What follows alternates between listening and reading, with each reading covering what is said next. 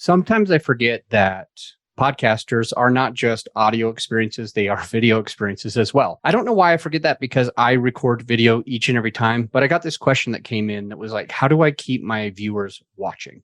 So we're going to talk about how do you keep your listeners listening? How do you keep your viewers watching? Some pros, some cons, some do's and do nots in this episode. Most hosts never achieve the results they hoped for. They're falling short on listenership and monetization, meaning their message isn't being heard and their show ends up costing them money. This podcast was created to help you grow your listenership and make money while you're at it. Get ready to take notes. Here's your host, Adam Adams. What's up, podcaster? It is your host, Adam A. Adams. And today's question is, how do we keep viewers watching? How do we keep people engaged? How do we keep our listener engaged, but also our viewer engaged? And so in this podcast episode, as we already mentioned, we're going to talk about some do's and do nots and some really helpful takeaways. What I'm hoping is that you have the ability to listen twice or to take really good notes, to write this down, because there's going to be some takeaways that you're going to want to know for when you get started in your podcast. Let's dive in. So, how do we keep viewers watching? Now, I put a few things here, then I've got some things for listeners being engaged, and then we've got some contrast between viewers and listener, like the difference between the two. And because we have to do things a little bit differently on the video experience versus the audio experience, so we're going to go into that. So let's just start with viewers watching, since that's the actual question that came in. So here's a couple things. If you're talking about viewers, these are people that are on YouTube or whatever platform the video is on. Maybe it's your website, maybe it's Vimeo or one of the many other places that people can watch videos. So let's talk about some takeaways. First and foremost, if you want to even get the viewer to click, you've got to have a pretty compelling thumbnail. So what goes in with the thumbnail? Usually the title is part of the thumbnail. Usually there is a clip, like a photograph or a screenshot, a screen grab of the actual episode where you're doing something weird, like you have a strange face, like a mean face, an angry face, a confused face. Something about your face incites what's called curiosity. It brings up curiosity in the person who's seeing it. They'll ask themselves, what's happening here? Because they'll feel curious, they're more likely to actually click on it. So you don't want just the prettiest picture of you. You don't want just the handsomest picture of you.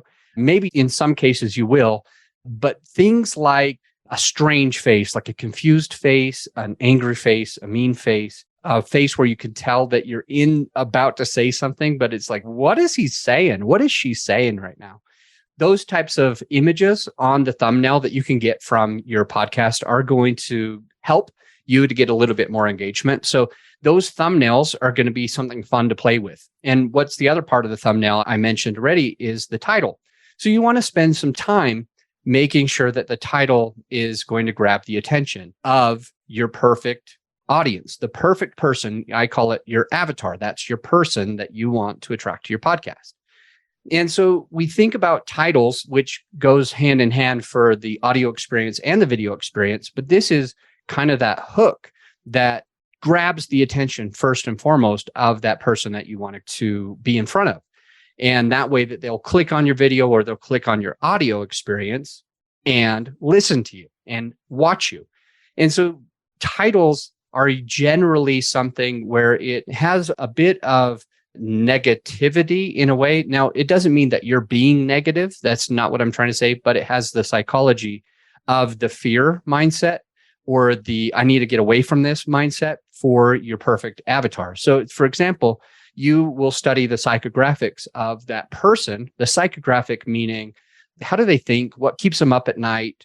You think about those types of things. What are they worried about? What do they think is going to happen? What's going to make them make a change? What's going to make my avatar decide today to make a change and take that next step? And so you'll think through the psychographics of that person and you'll think of what is a way to psychologically support them to click on a video. And think of this real quick. If I give you a vitamin, if I walk up to you on the street and I offer for you to take a vitamin, you might not take it. But if I see that you're in pain and I say, it looks like you have a headache, and I offer you some Tylenol or aspirin or something like that, ibuprofen, if I offer you a medicine that's going to solve a problem for you, then you might actually take it. You're more likely. Now, who's to say we should be getting drugs from people off the streets, right? Take that, put that aside for a second. But if I offer you vitamin, hey, here's a good thing that could support your health. You may or may not take it. Chances are you're not going to. But if I know that you've got an issue that you're dealing with, a headache, some pain, and I'm like, here's a pain pill, you're more likely to do it because you are looking to go away from the pain. You're looking to not have that migraine anymore because it's inhibiting, it's holding you back. And so think about that for your avatar, your perfect person that you serve in your business or on your podcast. And hopefully they're the same person. Think through it like that. Like, what is really holding this person back? And so my avatar, my main avatar, I really have two avatars for this podcast. This is called the Podcast on Podcasting. And my first avatar is somebody who's already had a podcast for a year or two. So I always say, you hear me mention all the time, less than 2 years. So they've had it. They've been doing this for 6 months, 1 year, or 2 years. But the problem is that they don't have this value that they were hoping for, meaning that they're not really selling their course or their consulting enough because they never really got in front of enough listeners. They never had a strong enough audience to support them in their business. And so they started their podcast, but they have dozens or just hundreds of people listening versus thousands or tens of thousands of people listening. And so they are going through the motions. They're doing the same work, but they know that they could get 10 times or 100 times the earballs, and they're suffering because they don't know exactly how to solve that. So they've already been doing this for a year or two, and they're starting to wonder, like, what is happening? Why can't I get in front of my people? Like, I've been doing this for years and I still just have hundreds of listeners instead of thousands of listeners or tens of thousands. So that's my first avatar. So I want to think through the process of, I've had my podcast for a year or two. What is going on? What's keeping me up at night? And what might be keeping me up at night, if I'm that person, is that I might be thinking, should I just quit my podcast? People said I should do this, but it's not working the way that I wanted it to. So I've got to put myself in his or her shoes, my avatar, and then I can offer the Tylenol or the pain meds. Now I can say, hey, you don't have the listeners that you want, but you've been really pouring into that podcast for a year or two, and it's still not where you need. And you're thinking, should I just quit this freaking thing? That's how I can get into the head of my perfect avatar. And so you've got to think through this, like, how do I get in the head of my perfect avatar? Whatever they do, if they're in medical, if they're in real estate, if they're in personal development, if you're somebody who's an attorney or whatever, there's so many options. It's thinking through the negativity. So instead of me saying, hey, have a good podcast, people are like, oh, yeah, well, that's good. Of course, I want to have a good podcast, but here's the problem. There's nothing that makes me want to take that vitamin right now. There's no urgency. Have a good podcast. And people are like, yeah, of course, I want to have a good podcast. Of course, I want to be healthy, whatever a vitamin or working out, exercise does.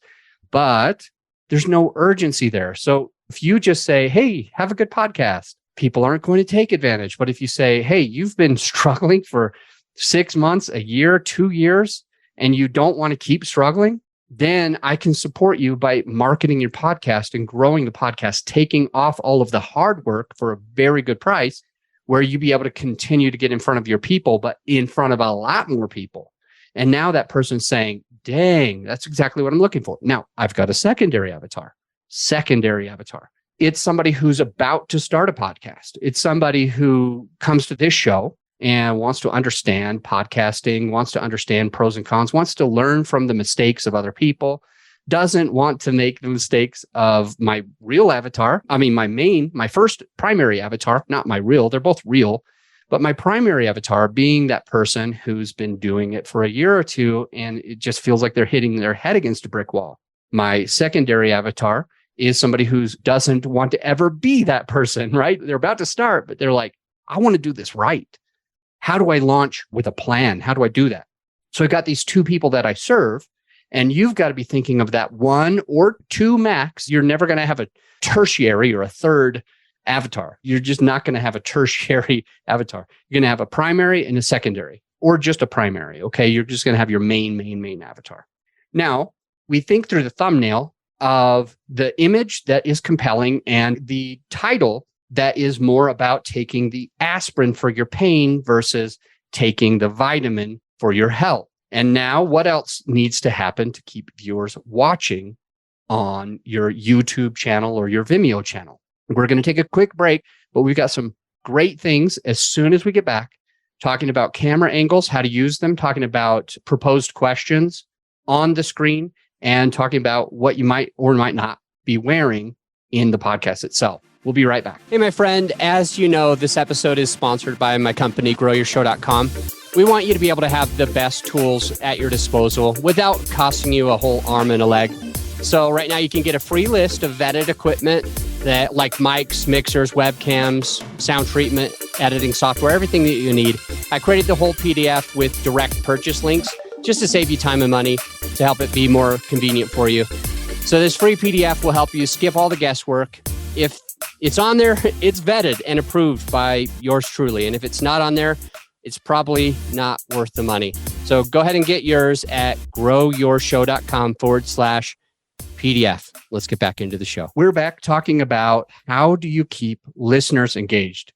How do you keep viewers watching your YouTube as well? And we talked about the thumbnails, making them as compelling just to get the first click. But now the person has clicked.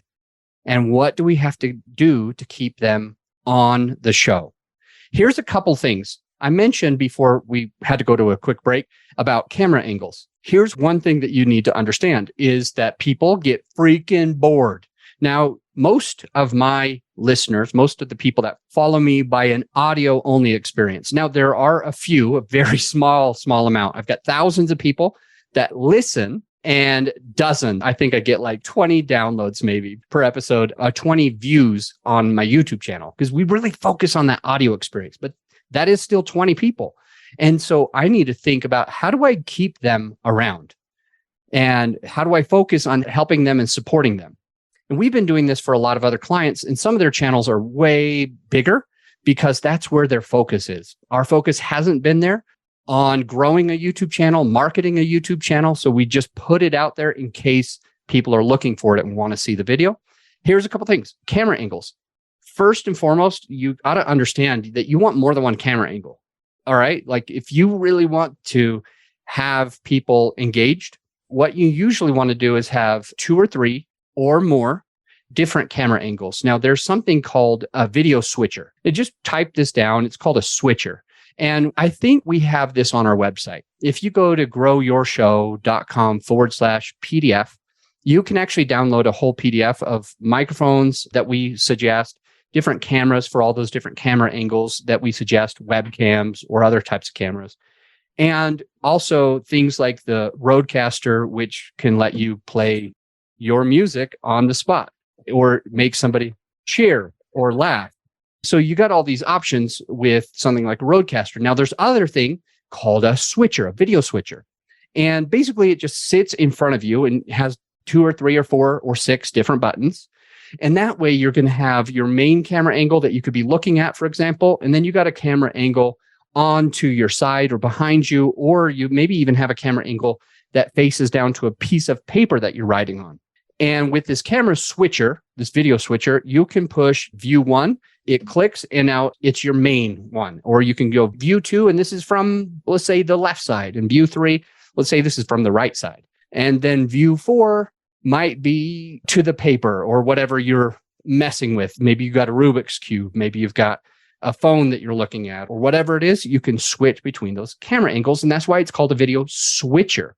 And that should be on our website. Go to growyourshow.com/PDF. You can download the PDF, or you can just scroll down and get it without putting in your email. These different camera angles, they are proven to keep people engaged. Every single time that a camera angle switches, the person wonders why. Remember when we talked about incite curiosity? The different camera angles, whether you're zooming in or zooming out, you can do that too. Or where you're panning around, maybe you've got somebody live holding a camera and moving around you. Or you just click a button that goes from view 1 to view 2. Now, they also have ways of, you can fade it or it can move to the side. So you got all these options depending on the switcher that you buy to be able to make it look a lot more produced. And sometimes it benefits you depending on your listener, your viewer, your audience, depending on who that is. Always take that into account. Do they want multiple different angles? Do they want it to be slow? Do they want it to be this? Do they want it to look fully produced, or do they want it to look totally raw? And as you understand who that person is that you're serving and what they're looking for, then you'll just do it that way. You'll do it your way and their way. You'll do it in a combination of the way you want to do it and the way you think is going to be the most effective for your perfect avatar. And so that is about camera angles. Remember, you want 2 or 3 or 4 different camera angles if you really want to have this on a YouTube channel. A next thing is we always put the proposed question. So for example, right now I'm talking about the thumbnails earlier, and it would say, what's the first thing maybe on the screen of the YouTube, for example, it might say, what is the first thing you need to do to even get your person to click on your video? And it'll be the proposed question that is scripted and showing on the screen while I'm saying that. And then I'm answering the question. So you've got your listener having more curiosity. Remember, like the name of the game is incite curiosity. Get your person to wonder what is happening.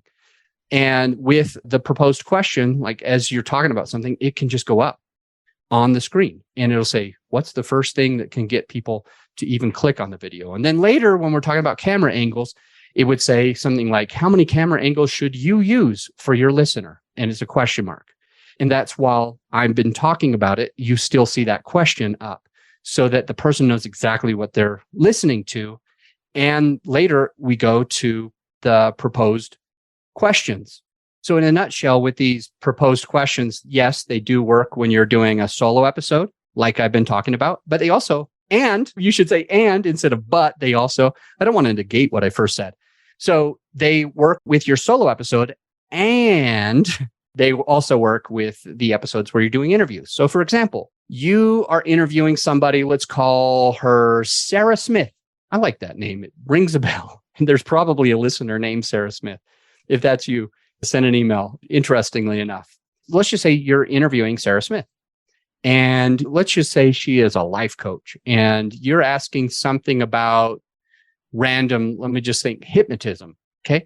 Let's just say Sarah Smith knows how to hypnotize somebody and to be able to get to the core of what is going on better than just having them as a therapist, just asking questions, right? So with this hypnotism, it's something a little bit different and you think it's interesting. And so you might say to Sarah Smith, you might say a question like, how long have you been doing hypnotism? Or have you seen this hypnotism actually work with clients? Or do you need to be licensed to hypnotize? It sounds scary. Or do you ever have a client who's afraid to be hypnotized? You might ask something like this.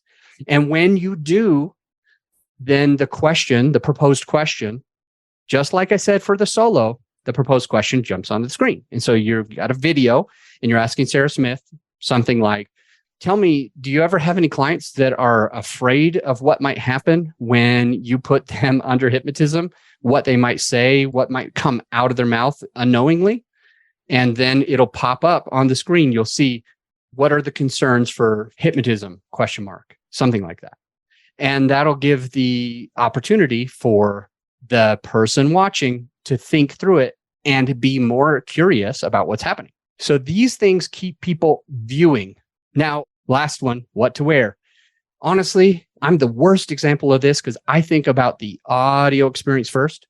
And so today, when I'm recording this episode, I'm wearing a cutoff shirt because I just got done with the gym. I just came home from the gym.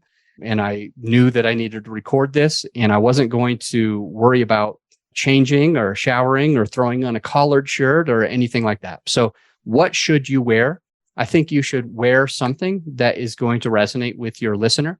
So if that's a baseball cap, if that is doing your makeup, if that is collared shirt, a press shirt, a button-up shirt, a bow tie, anything, cutoff shirt, or completely shirtless, whatever it is for you and the legalities of what you want to do should be taken into account where it is going to be able to resonate with your right person.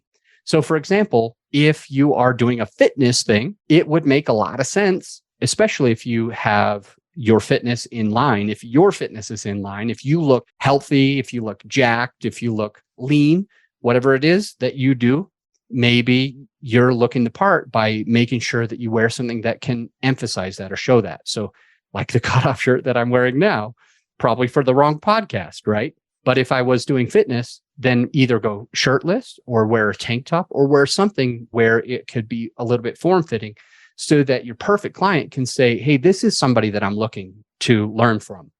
And same thing if for me, like with my podcasting, I just want to be myself. That's my most important thing. So what I wear is whatever I naturally am going to wear. Of course, I'm not going to do these nude. I'm not going to do something like that, something crazy. I'm going to do something where I'm comfortable. And I know that I shouldn't be repelling my perfect person. I should be just letting them know who I am and what I'm about, it naturally and comfortably. And that goes to our last thing. So that's what to wear. What to wear is whatever you are comfortable in, whatever helps the agenda of your podcast and whatever your listeners expecting you to look like as well. So somewhere in the middle, you've got to always play this game where it's between, you don't ever want to impress your listener so much that you're not yourself. So if you are going to dress up, let's just say you're a financial advisor, for example, and you've always been professional in your life. You've always come across very professional. You've always worn suits. Well, if you're comfortable in that suit and your perfect listener, your perfect avatar is the type of person that is comfortable working with somebody who dresses the part and you're comfortable with it, then do it. And if not, then you got to wear what you feel the most comfortable. So think about those. And then the last part, this overlaps with the listener experience as well. This overlaps with the listener experience as well. You've got to be yourself. You got to be your natural self. You have to be who you are to the core, which means the language that you use should reflect who you are in real life, who you are with your family, with your partner, with your kids, your best friends, the girls, the guys. Your language, how you talk, how you present yourself, what you talk about should be very much in line with your natural core self. You're that business person or whatever. There may be some things that you want to refrain from. There may be, in my mind, for me, Adam Adams, in my podcasting experience, and you as the listener, it's going to be incredibly important for me to want to not impress you. This is like the thing that I'm always thinking. Do not worry about impressing them with fancy language. Do not worry about impressing your listener with facts. Do not worry about impressing your listener with an expensive hairstyle or facial hair or whatever you wear. Don't worry about stressing about impressing, about the language that you use, or if you ever get off track with your dyslexia or ADD. Instead, speak from your heart. That's what I'm always thinking about. Be myself to the core, who I am with everybody, and not to stress about making it perfect because a lot of reasons. One, if I'm not stressed about making it perfect or impressive, then I actually believe that it becomes more perfect and more impressive because there is perfection within imperfection. There is honesty and connectivity with being your congruent human being, like that one person that you truly are. If we're going out and above it, like if we're trying to impress somebody, usually and generally, the listener or the viewer sees right through it. They're like, there's something wrong here. This person is too formal. This person doesn't seem comfortable. This person doesn't seem like they feel comfortable in their own skin. I'm not sure if they're lying to me right now, or if they're just uncomfortable, or if they're scared about doing this, or if they're whatever the phrase would be. You're going to have a listener or many listeners who think through you trying to impress them as it's a bad thing, as you're just not being your true human self. So definitely, please think about that. And I have decided that since we're in the 20 to 30-ish minute mark of this episode, I've decided that I'm going to separate and do a two-part. I've decided now that I'm going to go ahead and end this episode now that we've done the things that are mainly for just viewers. The next episode in 2 times from now, because there'll be an interview episode, and then we're going back to the solo. That'll be part 2 of how do you keep your listener engaged. And so I'm going to end this episode, and I want you to just stay with me, come back for the episode that's 2 numbers higher than this one. Then you can get a ton of value about utilizing teasers, how long your ads should be, talking about your music, your intro, how short or long your intro should be, your outro, what the call to action should be. We'll go in a little bit more detail of hook, story, offer. We'll basically be talking about different hooks, different stories, and different offers. And I will give you the 5 different keys, the 5 keys that apply to both video and audio that you need to do on your podcast. There's going to be 5 keys. Then we'll talk about hook, story, offer.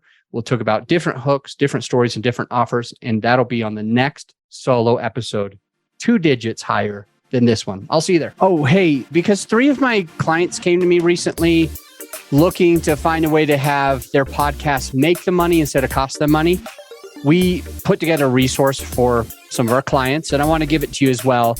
It's something that did actually seem to help, because one of them is now making $2,600 a month, another one's $4,500 a month, and the third is making between $5,000 and $10,000 each month. And so it's been a resource that's been incredibly valuable to them. It's our sponsor sheet template. It's a template of a sponsor sheet, and it gives you something that you can hand to potential sponsors and hopefully also be making $2,600, $4,500, or between $5,000 and $10,000 regularly each month with your podcast. So this has been a contributing factor to helping all 3 of those clients turn their podcast into an additional income stream for them. And the way that you can find it is just going to our website, growyourshow.com, but put in /templates, growyourshow.com/templates. And then you can actually download that template and others that could be valuable to your podcasting experience. I'll see you on the next episode.